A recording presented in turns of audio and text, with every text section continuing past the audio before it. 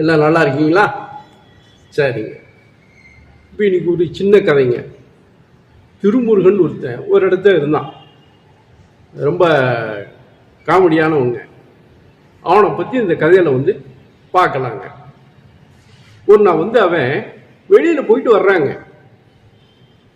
சின்ன கிராமம், வெளியே போயிட்டு வர்றாப்புல. வெயிலில் நடந்து வந்தது ரொம்ப தூரம் போயிட்டு ரொம்ப களைப்பாக இருக்கு. பசி வேற வயிறு. சரின்னு சொல்லி வந்தவன் அங்கே ஒரு நல்ல திண்ணை ஒன்று இருக்கு ஒரு வீட்டில். உட்காந்துடுறான் அசந்து போய். அப்போ அந்த காலத்தெல்லாம் எல்லா வீட்லேயும் திண்ணையெல்லாம் இருக்கும்ல, அந்த மாதிரி ஒரு திண்ணையில் உட்காந்துடுறாங்க. உட்காந்ததும் வீட்டில் பொம்பளைங்க ஏதோ மாவு பேணிகிற மாதிரி ஏதோ சத்தம் கேட்குது. சரி உட்காந்து கவனிச்சுட்டு இருக்கோம். ஒன்றும் வேலை இல்லைல்ல, உட்காந்துக்கிட்டு இருக்கான். அப்போ அவங்க அந்த அதான் வடைச்சட்டி இருக்குல்ல, வடைச்சட்டியை வச்சு எண்ணெய் ஊற்றி ஏதோ போட போகிறாங்கன்னு தெரியுது. போட்டதும் அதிரசங்க. இவனுக்கு திருமுருகனுக்கு அதிரசம்னா ரொம்ப பிடிக்கும். அடடா அதிரசம் போடுறாங்க, இவன் வேற பசியோட வேற இருக்கான்ல, அதனால கொஞ்சம் அதிகமாகவே இவன் அதில் கவனம் போகுது. போடுறாங்க 1 2 போட. இவனும் வேலை இல்லாதனால அது எண்ணிக்கிட்டே இருக்கான். மொத்தம் 64 அதிரசங்க அவங்க போட்டு இறக்கிடுறாங்க. 64 அதிரசம் இவனும் கரெக்டாக எண்ணிக்கிட்டே இருக்கான். 1 2 3 போட்டு அப்புறம் அவங்க அந்த பூரா எல்லாம் போட்டு எடுத்து பின்னாடி எண்ணெய் வடியை விட்டுட்டு பாத்திரத்தில் எடுத்து போடுறாங்க. எண்ணிலாம் போடுறாங்க. 1 2 3 எண்ணி உள்ள போட்டு தூக்கி வைக்கிறாங்க. வச்சு போட்டு சரி அந்த உட்காந்து அந்த அடுப்பில் வேலை செஞ்சது உடம்புலாம் பயங்கரமான வேர்த்திடுச்சு. சரி கொஞ்சம் காற்று வாங்கலாமேன்னு வெளியே வர்றாங்க. கதவை திறந்தா இவன் திண்ணையில் உட்காந்துருக்கான். யார்ப்பா நீ, என்ன உட்காந்துருக்க அப்படின்னு சொல்லி கேட்கும்போது, இல்லைம்மா இந்த மாதிரி நான் வெளியே போயிட்டு வர்றேன், ரொம்ப களைப்பா இருந்துச்சு, பசி வேற, அதனால கொஞ்ச நேரம் உட்காந்து ரெஸ்ட் எடுத்துட்டு போகலாம்னு ஓய்வுக்காக உட்காந்துருக்குறேங்க அப்படின்னு. சரி அப்படியே சரி, ஏமா சாப்பிட்றதுக்கு ஏதாவது கொஞ்சம் கொடுங்கள, ரொம்ப பசியோடு இருக்கேன், ஏதாவது சாப்பிட ஏதாவது இருந்தால் கொடுங்க, தண்ணி கொடுங்க அப்படின்னு. இல்லைப்பா நம்ம வீட்டில் ஒன்றும் சாப்பிட்றதுக்கு ஒன்றும் இல்லை. என்னங்க இப்போதான் அதிரசம் சுட்டீங்க, 64 அதிரசம், உனக்கு எப்படி தெரியும்? என்னங்க இப்போ அதிரசம் போட்டீங்க, 64 அதிரசம் சுட்டு எடுத்து வச்சிங்கல்ல, அது ஒன்று எனக்கு கொடுக்கலாம்ல, கொஞ்சம் நான் பசியாக இருக்கும்ல, ஒரே ஒரு அதிரசமும் ஒரு சொம்புல தண்ணியை கொடுங்க அப்படிங்கிறாப்புல. இந்த அம்மாவுக்கு ஒன்றுமே புரியல. எப்படிடா அதிரசம் சுட்டது கரெக்டாக சொல்லிட்டாப்புல, இந்த 64 எப்படி கரெக்டாக சொன்னான்? அப்போ பெரிய மந்திரவாதி ஒழுதிட்டு கத்த ஆரம்பிச்சிட்டாங்க. ஏன் மீனாட்சி, காமாட்சி, சுப்பம்மா, குப்பம்மா எல்லாம் வாங்க, எங்க வீட்டுக்கு ஒரு மந்திரவாதி வந்திருக்கான் அப்படின்னு சத்தம் போடுவோம். எல்லாம் ஜெய் ஜெயின்னு வந்துட்டாங்க. பக்கத்து வீட்டுக்காரங்களாம் வந்தாங்களா, வந்ததோட எல்லாம் சிறுசு பெருசு எல்லாரும் வந்துட்டாங்க. எல்லாம் ஜெய் ஜெயின்னு கூட்டம் கூடிச்சு. மந்திரவாதி வந்திருக்கான் அப்படின்னு. இது எப்படியோ யாரோ சொல்லி அங்குள்ள அரசர் காதுக்கு போயிடுச்சு. அந்த நாட்டுடைய அரசர் காதுக்கே போயிடுச்சு. அவர் மந்திரி சபைக்காக ஒரு நல்ல ஆள் தேடிட்டு இருந்தார். அது அவன் இந்த மந்திர தந்திரம்லாம் தெரிஞ்சு இருந்தாலும் கொஞ்சம் நல்லா இருக்குமென்னு சொல்லி அந்த அரசரை எதிர்பார்த்துட்டு இருக்க ஒரு 2 வீரர்கள் அனுப்பிச்சு அவர் போய் யார் மந்திரவாதி கூப்பிட்டு வாங்க அப்படின்ட்டாப்புல. இவர் அரசர் அரண்மனைக்கு கூட்டு போறாங்க. இந்த மந்திரவாதிய, இந்த திருமுருகன் இருக்கல, இவன் மந்திரவாதியெல்லாம் அல்லங்க. அவன் திண்ணையில உட்காந்துதான் பொழுது போகாம இந்த அம்மா அதிரசம்லாம் போடுறத 1 2 3 எண்ணிக்கிட்டு இருந்தா அது இப்ப இந்த மாதிரி ஆயிடுச்சு. சரி இவன் ஏற்கனவே வளவலன்னு பேசிட்டு இருப்பான். சரி இதையும் இந்த விளையாட்டை நம்ம பார்க்கலாமே அப்படின்னு கம்முன்னு விட்டுட்டான். அரண்மனைக்கு கூட்டு போய் அரசத்துக்கு போய் நிப்பாட்ட இந்த மாதிரி அவரும் பார்க்கறாரு. பார்த்தாலும் அவருள்ள யாரு என்ன எதுன்னு சொல்லி கேட்டுட்டு ஒரு மந்திரி பதவியை கொடுத்துட்றாரு. அவனுக்கு திருமுருகனுக்கு ஒரு மந்திரி பதவியை கொடுத்துறாரு. மந்திரி பதவி கொடுத்தா அப்புறம் அதுக்குள்ள சௌரியம்லாம் கொடுக்கணும்னு அரண்மனையில ஒரு பதவியை கொடுத்து அவனுக்கு தேவையான மந்திரி பதவின்னா அப்புறம் அதுக்குள்ளது எல்லாமே கொடுக்கணும்ல. ஒரு பதவி அரண்மனையில ஒரு பதவியை கொடுத்துட்டாங்க.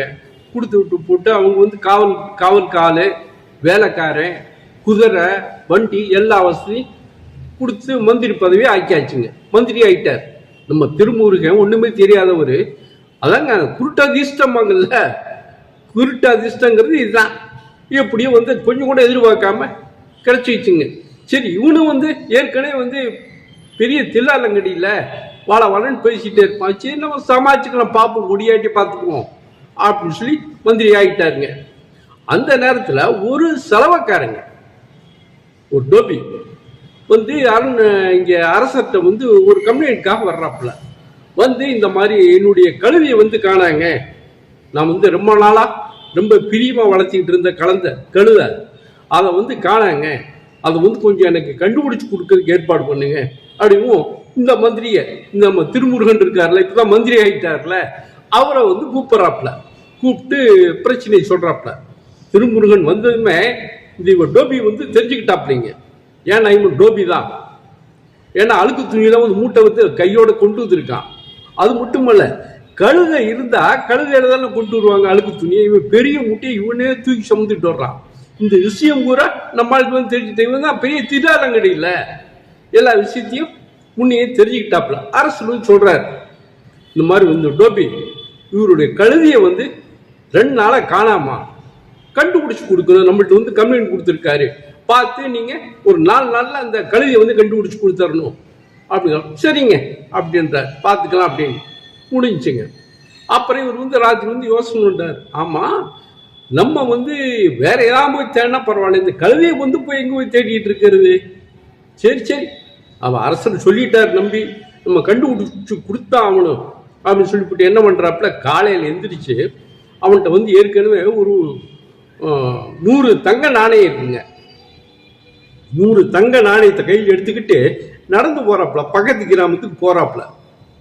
பக்கத்து கிராமத்துக்கு போன ஒரு இடத்துல வந்து 5 கழுதை, அருமையான கழுதை ஒரு வீட்டில் நின்றுட்டு இருக்கு வெளியே. ஆஹா சரி, இது ஒன்று வந்து கரெக்ட் பண்ணிடலாம் அப்படின்னு போய் அந்த வீட்டுக்காக போய் தட்டுறாப்புல. யாரோ வர்றாங்க, வந்து யாருங்க தெரியும், என்னங்க உங்களே தான் பார்க்கலான்னு வந்தேன். அப்புறம் பக்கத்தில் நிற்கிற கழுதையெல்லாம் என்ன நம்மளுது தானே? ஆமாம்மா நம்ம கழுது தாங்க. சரிங்க, வேறு ஒன்றும் இல்லை, நம்மளுக்கு வந்து அவசரமாக வந்து ஒரு கழுது தேவைப்படுது, இந்த உங்களுக்கு காசு வேண்டாம் கொடுத்துட்றேன், இந்தாங்க ஒரு 500 தங்க நாணயத்தை வச்சுக்கோங்க. 500? ஆமாமா, நானே நீங்க நல்ல கழுதியா கொடுக்கணும், ஏதோ யார் எதுவும் குறை சொல்லக்கூடாது, அந்த மாதிரி நல்ல கழுதா, நல்ல சுறுசுறுப்பா இருக்கிறதா, பார்க்கறதுக்கு நல்லா கொழு கொழுன்னு இருக்கணும், அந்த மாதிரி ஒரு கழுது கொடுங்க, இந்தாங்க 500 தங்க நாணயத்தை வச்சுக்கோங்க அப்படிங்கும். 50 தங்க நாணயங்க, 500 இல்லை 50 தானே, 100 கொண்டு இருந்தாருல, அதில் பாதி வந்து கொடுத்துட்டாப்புல. இந்தாங்க 50 தங்க நாணயம் வச்சுக்கோங்க, வச்சுக்கிட்டு ஒரு கழுதியை கொடுங்கவும். சரி உட்காருங்கன்னு சொல்லி உட்கார வச்சு அவருக்கு வந்து தண்ணி கிண்ணியெல்லாம் கொடுத்து போய் ஒரு கழுதியை வந்து அவுத்து கொடுக்குறாருங்க. இருக்கிறதுல 5 கழுதியில் அருமையான கழுதை இந்த கழுது தாங்க, நல்லா கோழு கோழு நல்லா இருக்கும். அந்த கழுதியை வந்து கொடுத்து இந்த ஓட்டிட்டு போங்க. அந்த கழுதியை நைட்டோட நைட்டா ஓட்டிட்டு வந்துடுறாப்பிங்க. நைட்டோட நைட்டை ஓட்டிட்டு வந்து அரண்மனைக்கு பின்னாடி வந்து கட்டி வச்சிடறாப்புல. ஒண்ணுமே தெரியாம கட்டி வச்சு போட்டு உட்காந்துடுறாப்புல. அப்புறம் காலையில அரண்மனைக்குள்ள அரசு வந்து கூப்பிட்டு விடுறாரு. கூப்பிட்டு என்னங்க என்ன வேலை செஞ்சீங்க என்ன எதுவும் இந்த மாதிரி அந்த டோபி வந்து சொன்னாருங்கல்ல, கழுதை காணாமனு, அந்த கழுதை கண்டுபிடிச்சு கூப்பிட்டு வந்துட்டாங்க, நம்ம அரண்மனைக்கு பின்னாடி தான் கட்டி வச்சிருக்கேன். அப்படியா, சரி சரி அப்படின்னு சொல்லி டோபியை கூப்பிட்டு வாங்க அப்படிங்கிற 2 வீரர்கள் போய் அந்த டோபியை கூட்டிக்கிட்டு வர்றாப்பிலிங்க. டோபியை வந்து கூப்பிட்டு வர்றாப்புல.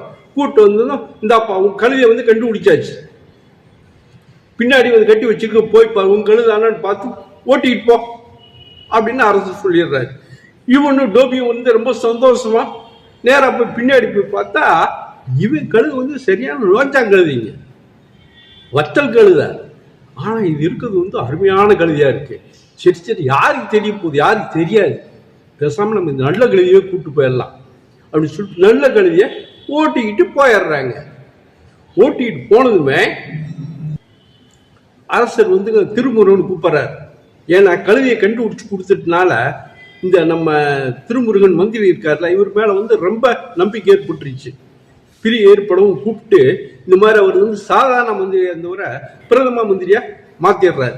இனிமேல் வந்து நீங்க பிரதம மந்திரி அப்படின்னு சொல்லி அப்புறம் அதுக்குள்ள வசதிகள்லாம் வந்து இவருக்கு கிடைச்சிக்குதுங்க.